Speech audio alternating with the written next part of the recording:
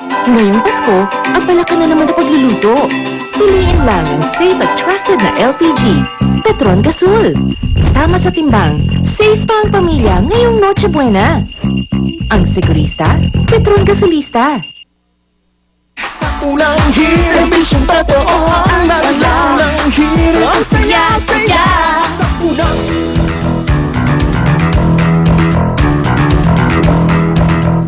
Malungkot po ang naging Pasko at bagong taon ng mga kababayan nating sinalanta ng bagyong Sendong sa Cagayan de Oro City.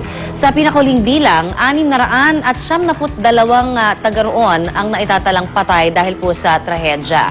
Mahigit 37,000 namang pamilya ang hanggang ngayon ay pilit na bumabangon mula po yan sa trahedya. Pero ang lahat ng ito, naiwasan daw sana kung hindi naging pabaya ang lokal na pamahalaan. Yan po ang pag-uusapan natin kasama si Professor Winnie Monsod. Good morning, Tita Winnie. Good morning. Happy New Year. Good morning mga kapuso. Happy New Year. And sana man, the rest of the New Year will be happy also for yung mga ating mga kasama sa Cagayan de Oro. Pero hindi naman pwedeng na hindi nangyari yun o masama Yes, kung if they had just followed. Pero madidiminish yung epekto. Surely there would not have been almost 700 deaths in Cagayan de Oro. Alam nyo, mga kapuso, hindi ba ang naging guest natin si Steve Godilano na taga Department of Agriculture, who is a map expert and an environment expert. Talaga naman, kaya masama ang loob nila is because April of 2010 pa, sinabi na nila na may problema ang Cagayan de Oro.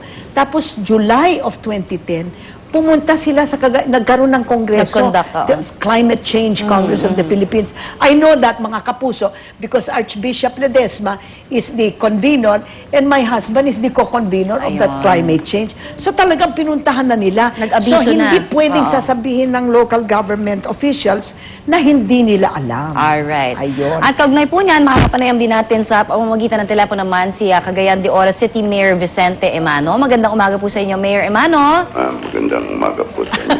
At nasa linya rin po ng telepono ngayon si Ginoong Paul Paraguya, Executive Director naman ng Balay Mindanao, na isang non-stock non-profit foundation na nagsusulong po ng equity-based development at sustainable peace sa Mindanao. Magandang umaga po sa inyo, Ginoong Paraguya. Yes, ma'am. Good morning. Magandang umaga, Winnie. Magandang umaga, Mayor. At sa tanan nating mga nakikinig umaga po. Good morning. Diyos ko, mukhang talagang bagong gising kayong dalawa, no? Okay, Unahin go po ahead. muna natin. Yeah. Sinong uunahan natin? Miss, Uunahin. si Sir Paraguya. Okay. Paul Paraguya, no?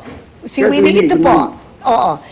Question, meron ba kayong complaint about Mayor Vicente Emano and yung kanyang handling of the situation before and after? Kasi mukhang may complaints yung handling before at saka yung handling after. Ano ang masasabi nyo dyan po? Well, ang una siguro, Winnie, it may not be directly called as a complaint, but yung situation natin, kulang talaga yung preparation. Shock kami lahat, Winnie. Shock yung appropriate word. Kasi just talaga yung nangyari na typhoon. Malaki nga ang volume of water na hindi nag-sink sa mga tao yung maski sa local government, hindi nag-sink yung impact ba. Kasi ano bang pinaalam sa amin sa TV, kasama na kayo sa GMA? Signal number 1, and then naging 2. And then, anong speed ng phone? Ay 85 kilometers per hour lang naman yun eh. Hindi nag-sync. So, well, una, masasabi natin, kulang talaga yung preparation. Not only ng local government, pero pati na rin kami lahat ng mga tao. No? So, yan, that's the before. Ito ngayon, sa after, may effort. We recognize the effort of the good Mayor Emano. But kami naman sa civil society, kasama na si Bishop Tony, led ni Bishop Tony, on our own, we thought, and ginawa na namin ang na isip namin na magandang gawin as a contribution. Kasi hindi kaya, maski si Mayor Emano lang, hindi niya kaya siya lang. Hindi rin namin kaya kami lang. Hindi lang kaya ng DSWD kung DSWD lang. So isip namin, tulong-tulungan na ito. Kaya't nag-organize na si Bishop Tony sa sarili naming pamaraan, nag-organize kami, Civil Society Church, nag-link kami sa DSWD. So, tingin namin ganun yung situation, Winnie. hindi ba kaya, maski sa local government lang for senior sector? Ang ibig nyo sabihin, Paul, Mr. Paraguya, na wala kayong problema kay Mayor Emano, that talagang the local government, the local government of Cagayan de Oro was doing all its relief work on time, and you just added to it. Kasi ang nababasa po namin dito sa Metro Manila is kaya nagsama-sama ang civil society at saka ang DSWD is because there was no relief effort on the part of Cagayan de Oro. Well, Is Winnie, that true or is that false? You can say it that way also. Mayroon mang nagawa si Mayor, with due respect kay Mayor, no?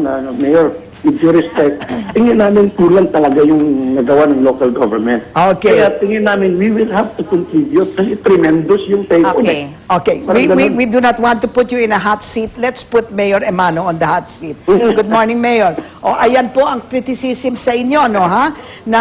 Nung night of the bagyo, sobre na hindi nyo pinakinggan yung Climate Change Congress of the Philippines. Nung night of the bagyo, nagsusugal daw kayo. Totoo ba yon? Ma'am, hindi ko masyadong marinig yung sinabi ni Mr. Paraguya. Okay po, maraming salamat po, Ma'am Winnie.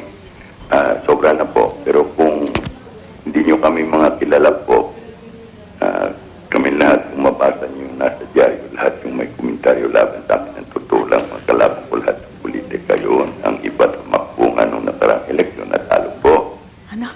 Sabi nagsusugal, hindi po malaman dahil dito sinasabi, nagmamadyong ako, siya, po, So, Mayor, you're saying, sir, na ito ho, paninira lang po sa inyo, yung mga lumalabas po na yun? Ang politika dito, may mga taong kurata dito. Kung itanong ninyo, alam nila yan. Okay. In So, fact, nasaan po kayo noon, Mayor? At ano po yung ginagawa nyo nung gabing Ma'am, I nangyari po was yung in the trahedya? street until 5:30 in the morning. Aha.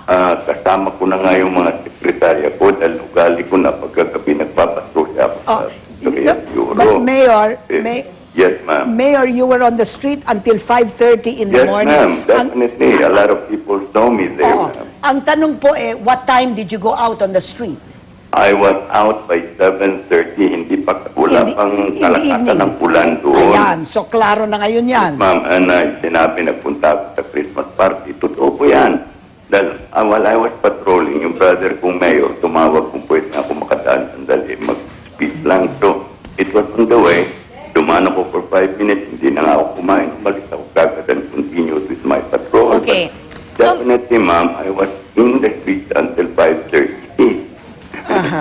From 7:30 in the evening until 5:30. At So, in the morning, kung totoo ma'am. yun, di talagang wala masasabi sa inyo. Now, Mayor Emano, nagkaroon daw ng Congress, Climate Congress up sa Cagayan de Oro at Warning. sinabi na nila na kailangan mag-prepare ang Cagayan de Oro kasi sila ang nagsasalo ng lahat ng tubig that's coming from the watershed. Ma'am, We're when that talking- Congress happened, I was not the mayor. I was only a vice mayor there. Pero, So, still, nalaman ko yan, ma'am, dahil I even wanted to see Mr. Montor. Dahil medyo hindi naman talagang kilala konti because during the martial years we were together and I was the only mayor in Mindanao who stood with them at those times. And I wanted to see him, pero vice mayor lang ako and the invited guest was the mayor, so I decided na hindi na lang po. We have heard about that also, ma'am. And in fact, tanungin mo yung mga tao, since I started as the mayor, palagi ko nang kinakausap. Sige po. Alis na po tayo dyan, pero dahil sa kahirapan, kapit sa patalim, ayaw umalis. Second po, we never had such an experience na ganun kalaki ang baha.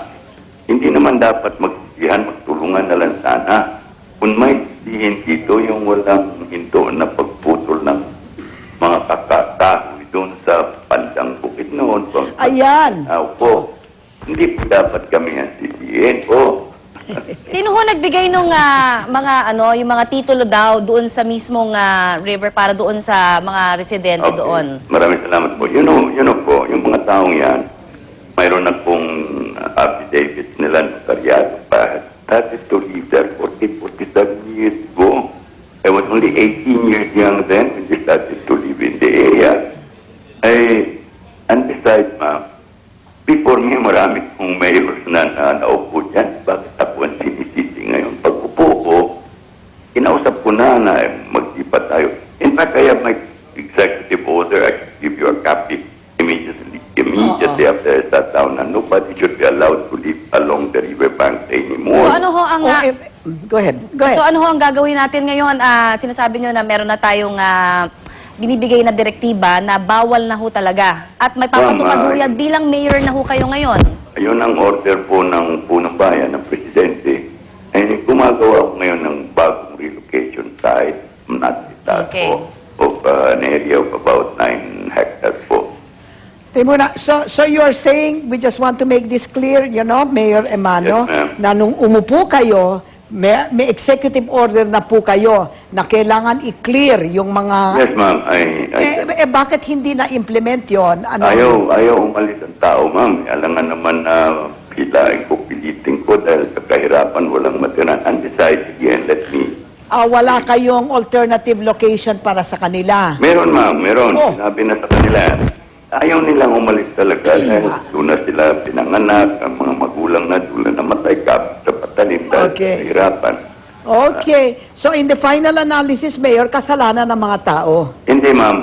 I will take the blame for all of this. Hindi na dapat nga magturuan kawawa na yung tao na matay na nga yung mga anak, mga magulang. Talagang kawawa. Ako na lang po ang dapat na I should be blamed for all of this, ma'am. But there were mayors before me, wala din naman silang nagawa po sa pagbali sa mga tao po. Ako na lang po, hindi na tayo magtulakan. Po ang mayor, pasensya na po, wala na tayong magawa, nariyan na po yan. So, Ayan. aminin ko na lang po na ako na may kasalanan sa lahat po. Tapos yung sinabi sa dyaryo kahapon po na pag may sunog, hindi ako pumupunta dahil sabi ko, putal rin mamatay ang apoy kung pupunta ko. Sobra na po yan.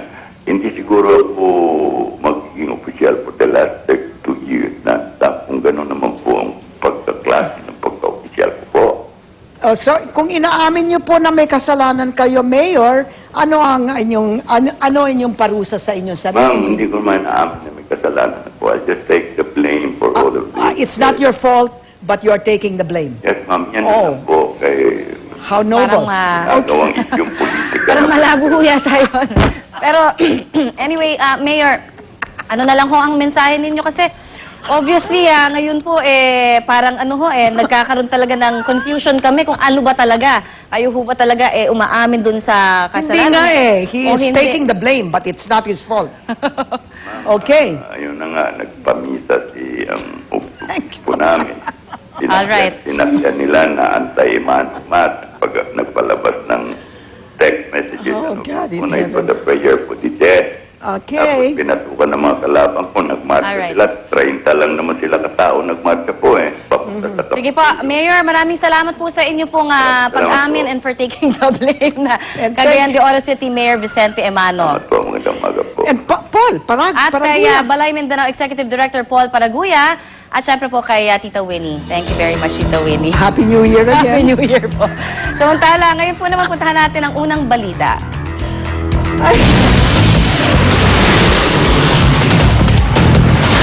Ang mga unang balita